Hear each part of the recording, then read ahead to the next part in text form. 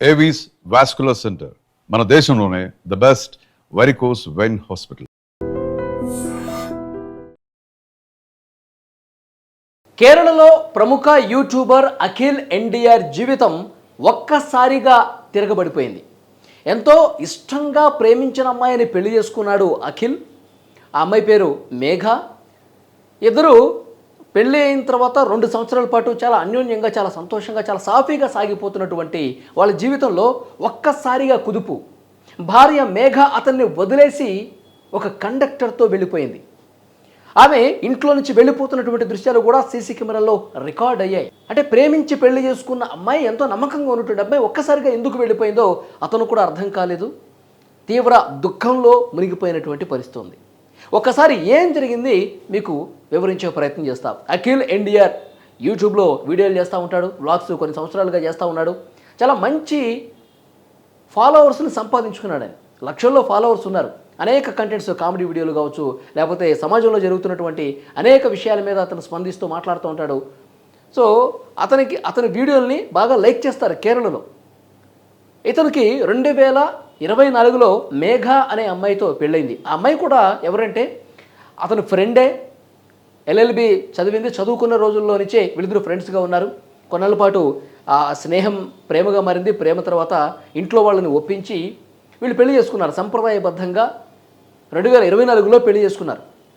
పెళ్లి చేసుకున్న తరువాత ఈమె కూడా వీడియోలు చేయటం మీద ఒక ఆసక్తి కలిగింది. సో అఖిల్ కూడా ఎంకరేజ్ చేశాడు.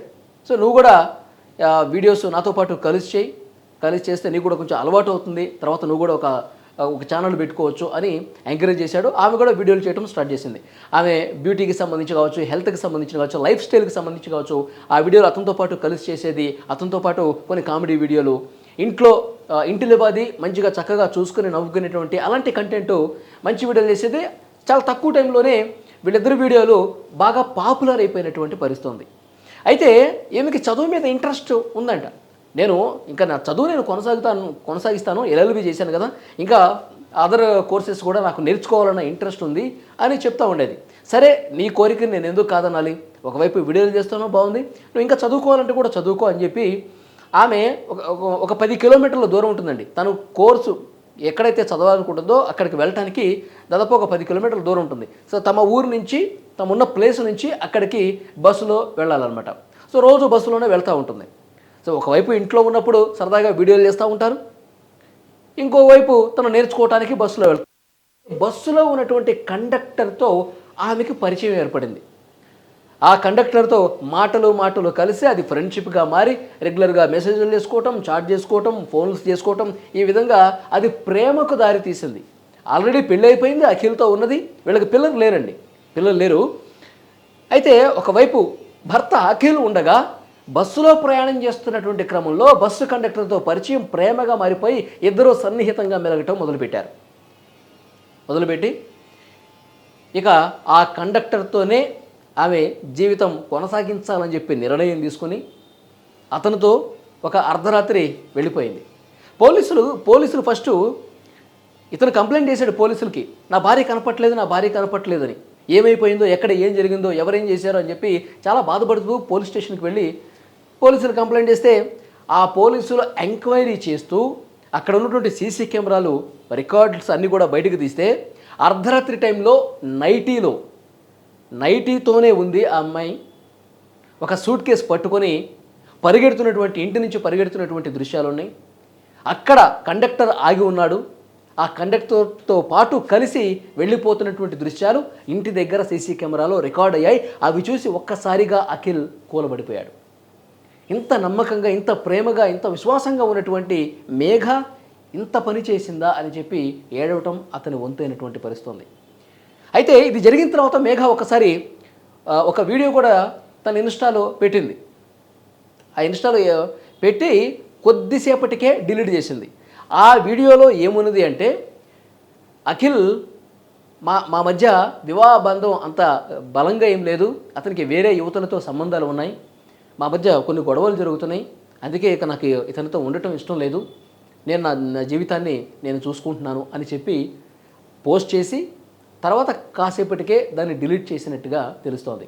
సో వెళ్తూ ఒక సూట్ కేసు పట్టుకుని వెళ్తుంది కదా, ఆ సూట్ కేసులో తనకు సంబంధించినటువంటి విలువైన ఆభరణాలు, నగలు, కొంత డబ్బు ఇవన్నీ కూడా ఆ సూట్ కేసులో సర్దేసుకుని వెళ్ళిపోయినట్టుగా తెలుస్తోంది. ఇక్కడ మ్యాటర్ ఏంటంటే అతను కండక్టరే కావచ్చు, కానీ రీసెంట్గానే అతనికి ఒక ప్రభుత్వ ఉద్యోగం వచ్చిందంట. ఆ కండక్టర్ అనేవాడికి ప్రభుత్వ ఉద్యోగం వచ్చిందంట. ఇతనేమో వీడియోలు చేసుకుంటూ ఉన్నాడు, ఇది ఓకే, కానీ ఆ పర్మనెంట్గా ఒక మంచి జాబ్ వచ్చింది కదా, ప్రభుత్వ ఉద్యోగం వచ్చింది కదా, ఇతను ఒక మంచి వ్యక్తి కదా, నన్ను అర్థం చేసుకున్నాడు కదా, ఇలా ఆలోచించింది ఆ అమ్మాయి.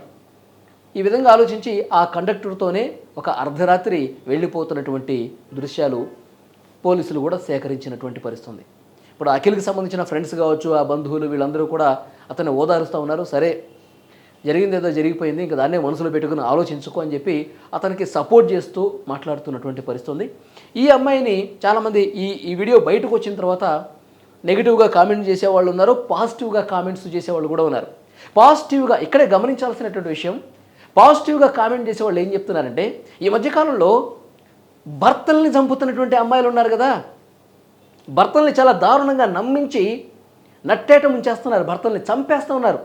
మోసం చేయడం పక్కన పెట్టండి, చంపేస్తూ ఉన్నారు.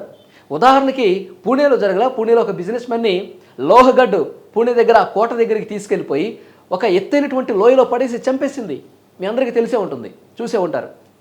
అంతకుముందు సోనం అనే ఆమె మేఘాలయ హనీమూన్ మర్డర్ కేస్ మీకు గుర్తుండే ఉంటుంది.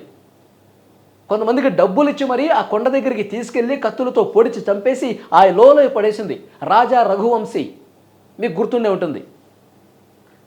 ఇంకొక ఆవిడ భర్తని చంపేసి, విషం కలిపి చంపేసి, రోడ్డు ప్రమాదంగా ఎక్కడో రోడ్డు కింద మీద పడేసి వాహనాలను తొక్కించి యాక్సిడెంట్గా చిత్రీకరించే ప్రయత్నం చేసింది. అంటే ప్రియుడు మోజులో పడి వేరే వ్యక్తితో వివాహేతర సంబంధం పెట్టుకుని భర్తలను చంపినటువంటి ఉదంతాలు చాలా ఉన్నాయి. కానీ ఇప్పుడు ఈ కేసులో మేఘ మాత్రం ఈమెని కొద్దిగా మంచే చేసింది, భర్తని చంపలేదు, ఎవరికి డబ్బులు ఇచ్చి చంపలేదు, లేదంటే ప్రియుడితో కలిసి భర్తని చంపలేదు, కొంతవరకు నయంరా బాబు అని చెప్పి ఈవిడ గురించి పాజిటివ్గా మాట్లాడేవాళ్ళు ఉన్నారు.